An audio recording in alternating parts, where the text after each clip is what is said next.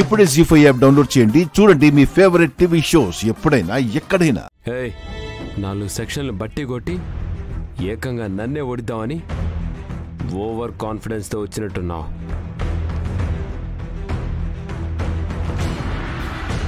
Court బయట మాట్లాడడం వేరు, కోర్టులో వాదించడం వేరు. ఈ కేసు గెలిచి చూపిస్తా. గెలుపంటే ఏంటో నీకు చూపిస్తా. గాడిదలకేం తెలుసు గంధపు చెక్కల వాసన అన్నట్టు మీ గురించి తనకేం తెలుసు లాయర్ గారు?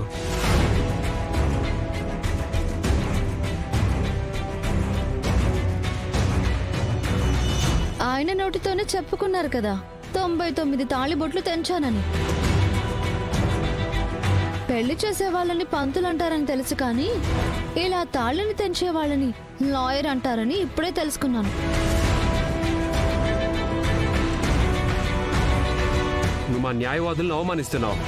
అన్యాయంగా తప్పుడు కేసులు వాదించే నీలాంటి వాళ్ళ వల్లే నిజమైన లాయర్స్కి చెడ్డ పేరు వస్తుంది. రాధా గారి మొహం చూసి నిన్ను వదిలేస్తున్నా. లేకపోతేనా ఏం చేస్తావు? ఏం చేయగలవు? ఏ ధైర్యంతో నన్ను ఇలా ఎదురిస్తున్నావు? ఏ మొహం చూసి నన్ను వదిలేశానన్నావో అతగాడు కట్టిన తాళి నా మెడలో ఉన్న ధైర్యంతో చెప్తున్నాను.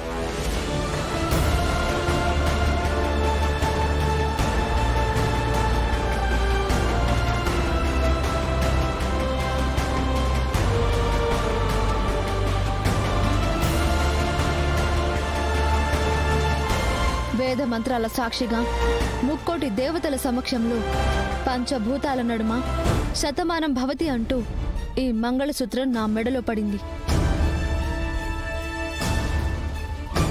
అంటే ఈ తాళితో నేను 100 ఏళ్లు వర్ధిల్లమని అర్థం. అందులో ఒక్క సంవత్సరమైనా పూర్తిగా గడవక ముందే వేసిన 7 అడుగులు వెనక్కి తీసుకోమంటే ఎందుకు తీసుకుంటాను? అంతా నీ ఇష్టమేం కాదు. కోర్టు ఏం చెప్తే నువ్వు వచ్చేయాలి. ఆ కోర్టే మమ్మల్ని కలిసి బతకమని చెప్పేలా చేస్తాను. నువ్వు చెప్తే కోర్టు వింటుందా? ఏ కోర్టుకి మీరు చెప్పే మాటలు వినే చెడు అలవాటుందా?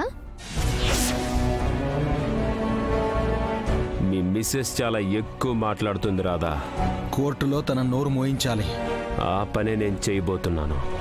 కోర్టు ఇచ్చే తీర్పు విని నీ భార్య స్థానం నుండి నీ మాజీ భార్య స్థానంలోకి వెళ్ళబోతున్న ఈవిడే చెవులు మూసుకోవాలి. ఆ నోరు చెవులు మూసుకునే అవకాశం, అదృష్టం మీకే ఇస్తా. అంటే నన్నే ఓడిస్తానంటున్నావా?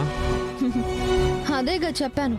అదే జరిగితే మళ్ళీ ఈ నల్ల కోటు వేసుకోను, ఈ కోర్టు మెట్లు ఎక్కను. ఛాలెంజ్.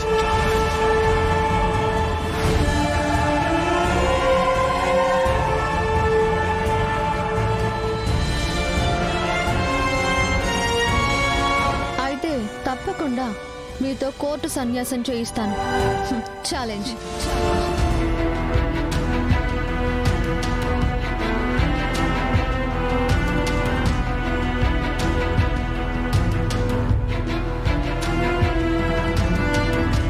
జీ5 యాప్ డౌన్లోడ్ చేసి అన్ని ఎపిసోడ్స్ పూర్తి ఉచితంగా చూడండి.